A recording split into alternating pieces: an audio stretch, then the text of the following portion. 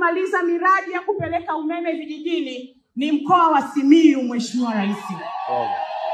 Na miradi hii imetekelezeka vizuri sana katika mkoa wa Simiyu kwa sababu wana Simiyu na wana Bariadi wanapenda maendeleo na wanapenda maendeleo yanayoletwa na serikali ya awamu ya 6. Dr. Samia oye!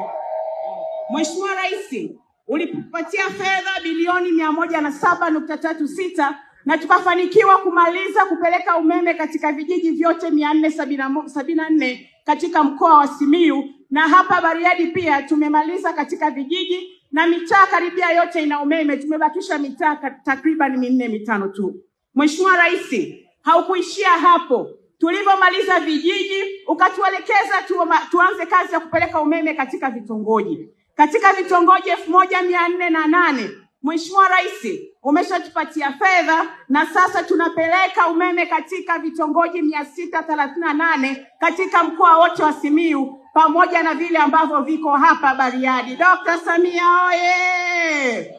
Mheshimiwa Rais umeshatupatia fedha za awali takriban bilioni 34 kwa kuanza kazi ya kupeleka umeme katika vitongoji, na umetupatia fedha nyingine ambazo sasa tunatafuta wakandarasi kwa ajili ya kukamilisha tena katika vitongoji 300 na kitu ili tupeleke umeme katika vitongoji 638.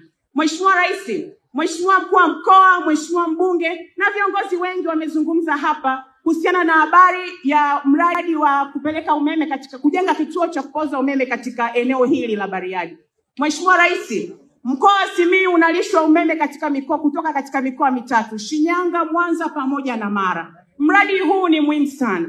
Mheshimiwa Rais ulituelekeza tutekeleze mradi wa gridi imara ikiwemo kujenga kituo cha kupoza umeme katika mji huu wa Bariadi. Mheshimiwa Rais tunashukuru. Mradi huu una sehemu mbili: mradi wa kujenga njia ya kusafirisha umeme kutoka Ibadakuli Shinyanga hadi hapa Bariadi takriban bilioni 48, na mradi wa kujenga kituo cha kupoza umeme hapa Bariadi takriban bilioni 49. Mheshimiwa, tunakushukuru sana kwa sababu Bariadi kwa sasa ina matumizi ya megawati 13.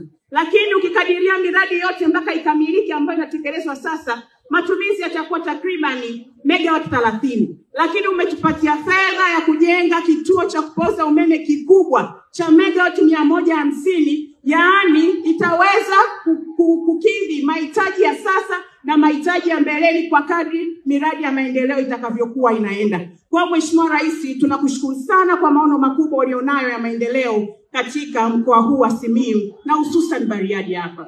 Katika nishati safi ya kupikia, Mheshimiwa Rais, ulipatia fedha, tumeleta mitungi ya ruzuku hapa takriban mitungi 16,275.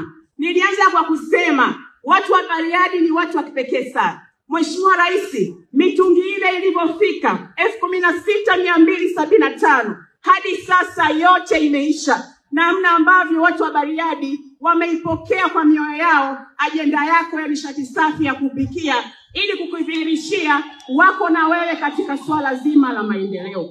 Mheshimiwa Rais, nakushukuru sana.